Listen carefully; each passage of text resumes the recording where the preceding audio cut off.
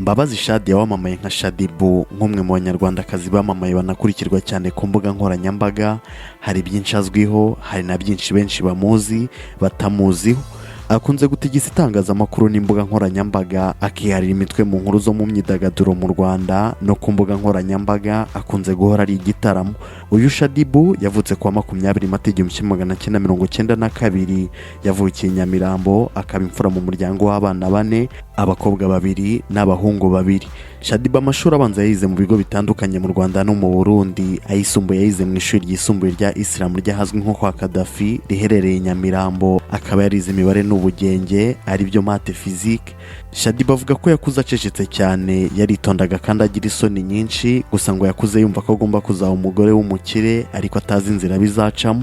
Yumvaga ko agomba no kuzamenyekana byanze bikunze, nubwo atarazi inzira bizacamo ariko yari afite icyizere.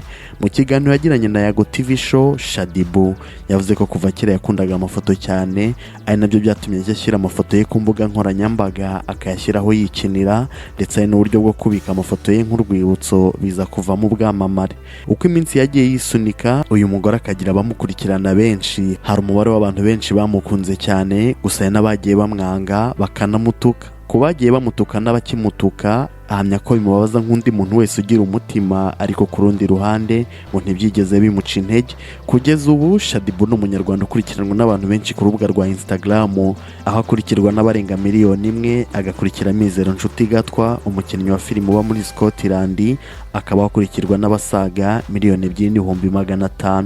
Kuri ubu kandi Shaddyboo afite abana 2 yabyaranye na Dusure utunganya amashusho y'indirimbo z'abahanzi. Uyu mudamu yagaragaye mu ndirimbo nyinshi. Mu bukumi bwe yagaragaye mu ndirimbo Buhoro Buhoro ya King James, agaragara muri Oya ya Iva Blavani, Gake Gake ya Igor Mabano na Kinyuma ya Bruce Melody. Uyu mudamu yamamajwe n'ibikorwa bye, gusa n'inkwenene yagiye ahabwa zimuviramo bwamamare. Muri Kanama 2017 yatumiwe kuri Royal TV avuga ibyerekeye ubuzima bwe. Umunyamakuru amubajije ahantu akunda kujya mu buryo bwo kuruhuka, atazuyaje avuga ko akunda kujya ku mucanga hafi y'amazi. Yabajijwe niba azi koga, asubiza agira ati nkunda kubona abantu boga, ati no kumva iriya oderi ya Ocean biranshimisha cyane. Ubwo oderi ya Ocean yavugaga ni impumuro y'inyanja. Umunyamakuru yahise amubaza niba yari yagera ku nyanja, ahita avuga ko atari yayigeraho, ati oya. Yavuye mu kiganiro asanga inkuru yamutanze mu rugo. Kuva ubwo atangira kuba intero binyuze mu mashusho yasakazwaga bayajyanisha n'ibyo yavuze bamuha urw'amenyo. Icyo gihe Shaddyboo yongeye kuba ingingo nyamukuru ku mbuga nkoranyambaga binyuze kuri hashtag yahise yaduka yitwa oderi ya Ocean, n'andi magambo atandukanye yamukomozagaho mu buryo bwo kumunnyega. Kuva icyo gihe ndetse na mbere yaho ndetse no kugeza uyu munsi, ni kenshi abafite ibyari kugarukwaho nabyo bikomeza kumwongerera ubwamamare. Shaddyboo yifuzwa na benshi barimo ibyamamare bitandukanye mu Rwanda no hanze yarwo. Afitanye umubano wihariye na Diamond, bivuga ko batangiye kubaka ubwo uyu muhanzi yataramiraga i Kigali bwa mbere ku itariki ya 1 Mutarama 2015 mu birori bya East African Party. Yari yahageze mu minsi ya nyuma y'umwaka 2014 ahakora igitaramo cyatumye akurirwa ingofero mu Rwanda. Nyuma y'iki gitaramo, uyu muhanzi wari wazanye na Zari bari baharanye cyane muri iyo minsi, hakwirakwiriye amafoto amugaragaza ari kumwe na Shaddyboo barahameze nko mu rwambariro.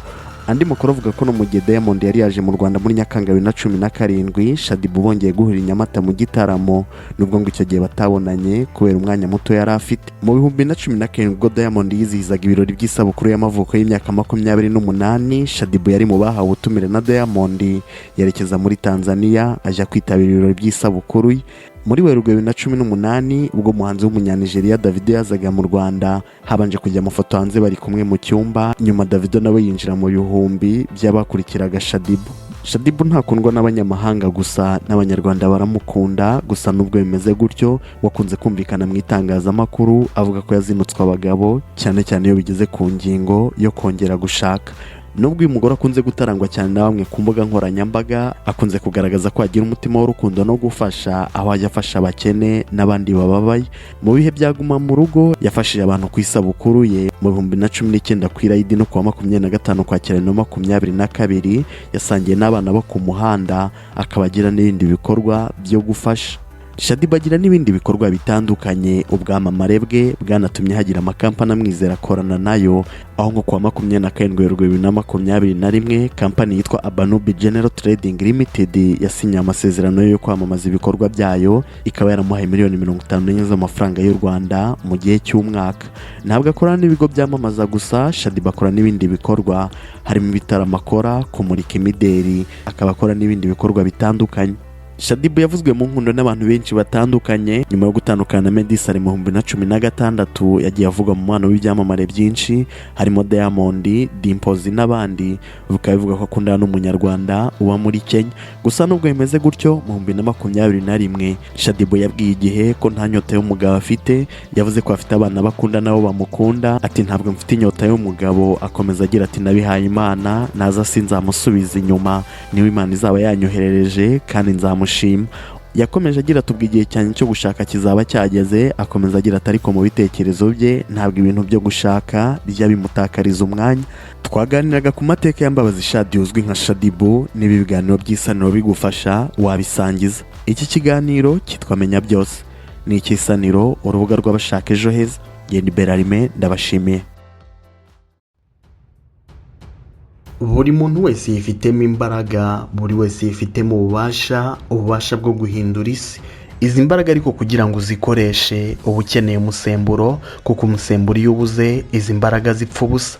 Nk'umusemburo wo kubyutsa ububasha bwa buri wese agahaguruka karabagirana. Impamba y'ubuzima ni igitabo ukeneye mu rugendo rwawe. Impamba y'ubuzima ni igitabo cyanditse mu Kinyarwanda, gikubiyemo amasomo, amayeri n'amabanga yagufasha guhirwa mu ngeri zitandukanye z'ubuzima. Ni igitabo cy'Isaniro cyanditswe nk'impano igomba kuba impamba y'abashaka guhirwa mu ngeri zose. Iki gitabo wakibona mu buryo bw'ikoranabuhanga cyangwa se ukakibona giprintinze. Twandikire kuri WhatsApp 0781864038 cyangwa twandikire kuri email ariyo isaniro@gmail.com cyangwa udusure kuri wa@isaniro.com. Kuva twatangira kugeza uyu munsi, Certified Builders Limited twafashije benshi mu mishinga y'ubwubatsi. Twafashije leta, twafashije ibigo byigenga, twafashije imiryango idaharanira inyungu, twanafashije abaturage. Imihanda twarubatse, inyubako twarazizamuye, ubujyanama mu bwubatsi twarabutanze kandi turakomeje. Niba nawe ufite umushinga wari wose w'ubwubatsi ushaka gutangira, Certified Builders Limited irahakubereye. Wadusanga kuri wa@certifiedbuilders.rw, telefoni 0783962003, email ni certifiedbuildersrwanda@gmail.com cyangwa se ukadusanga ku biro bikuru biherereye mu mujyi wa Kigali. Certified Builders, the best quality is our priority.